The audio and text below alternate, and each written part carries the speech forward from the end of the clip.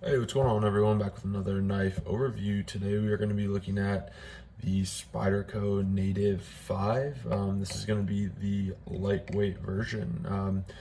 This is the box that it came in, standard Spyderco box. This one, of course, being made in the US.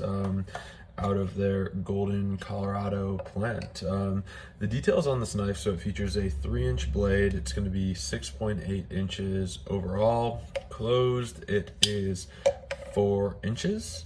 The steel on this version is CPM S30V. The weight on this is a kind of a featherweight, 2.45 ounces.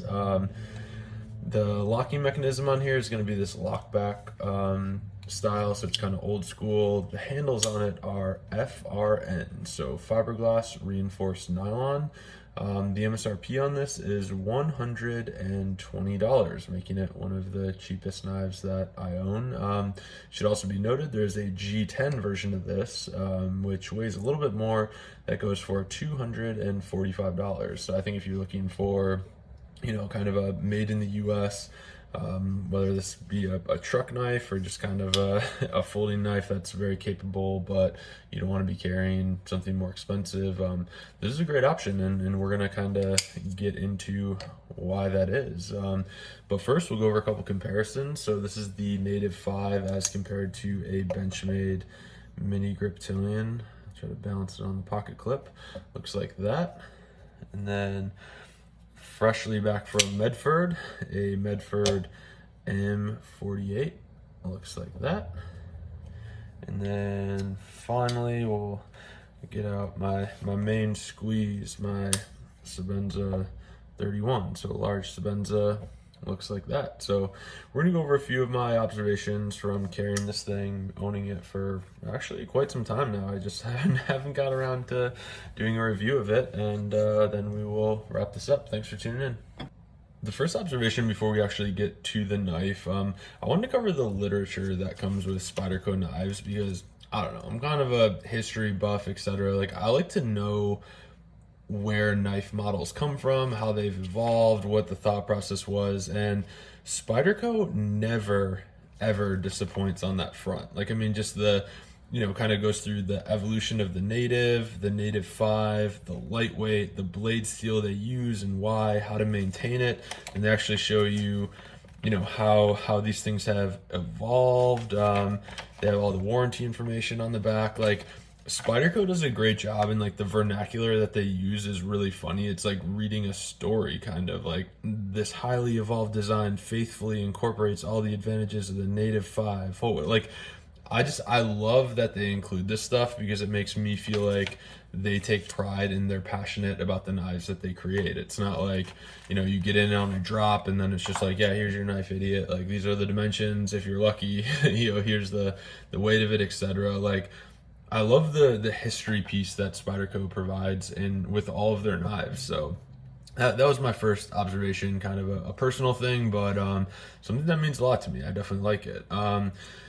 The first observation that I had for the knife itself is this is such like, I call it kind of like a clever little blade. It has great ergonomics for the size, realizing that, this 3-inch blade is way smaller than I normally like to carry, etc. But again, this is kind of a truck knife for me. I keep it in my first aid kit in my Jeep, actually, and it's absolutely great. But I love it when you take a small blade like this, but then even with like really big hands, it still feels good in a choked up grip and a traditional grip. Realizing the pocket clip on this thing is just kind of massive. That's another one of my observations. It's just like a massive pocket clip, but for 120 bucks, made in the US, 3-inch blade. I'm really impressed with this thing. Love the choil up here, like the choked up grip. It kind of reminds me of like a Strider in a way, where it's like the most comfortable grip for it actually is utilizing the choil and choked up, but you can get away with, being back here in a pinch. The next observation that I had was just this lockback, and it was lockback design.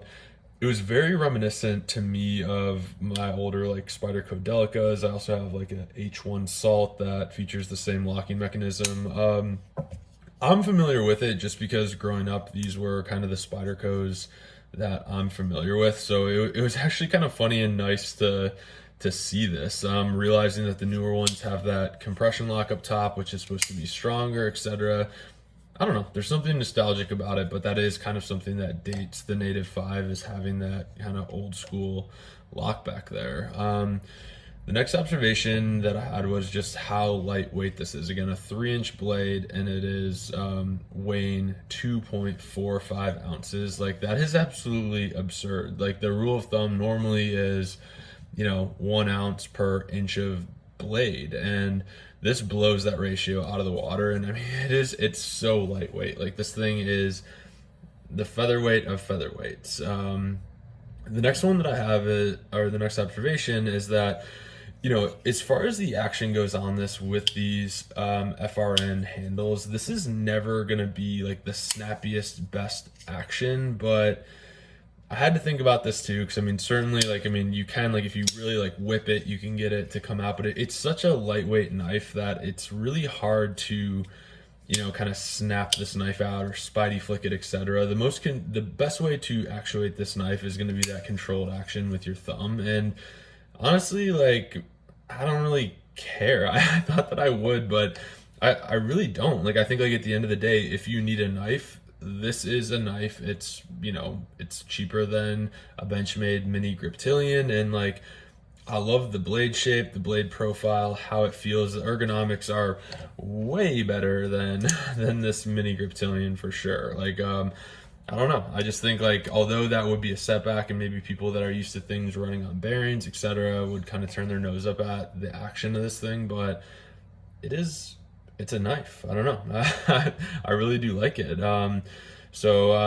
that, I'll wrap this up here. I've definitely, I'd heard a lot about the Native, but I never bought one when they first came out, and I don't know. I think I got this in a trade actually, but it was just one of those things that I was like, yeah, the Native, it seems popular. I'll check it out.